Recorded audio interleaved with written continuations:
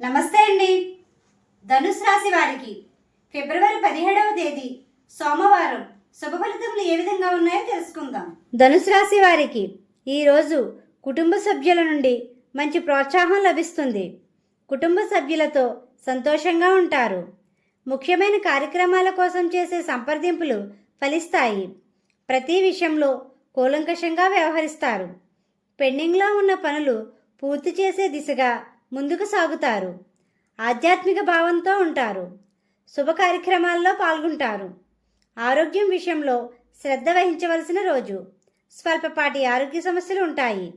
తీసుకునే ఆహారంలో జాగ్రత్త వహించండి. అనుకున్న సమయానికి చేతికి డబ్బులు సమకూరుతాయి.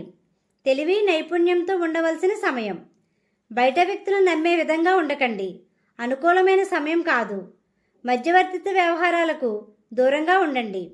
మీకు సంబంధం లేని విషయాల గురించి చర్చించకండి.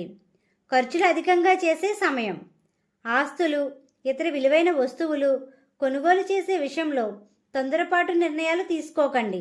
ఆచితూచి వ్యవహరించండి.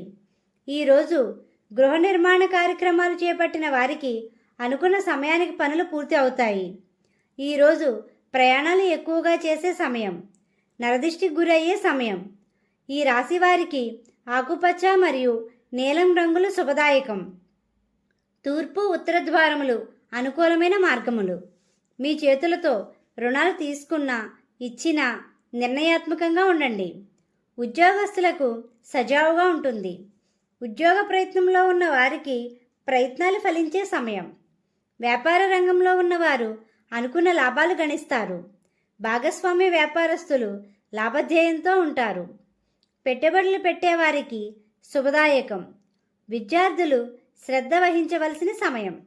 మీకు మార్గమధ్యలో గోమాత కనిపిస్తే ఏదో ఒక ఆహారం పెట్టండి. జీవిత భాగస్వామితో అన్యోన్యంగా ఉంటారు మరియు ప్రయాణాలు చేసే సమయం.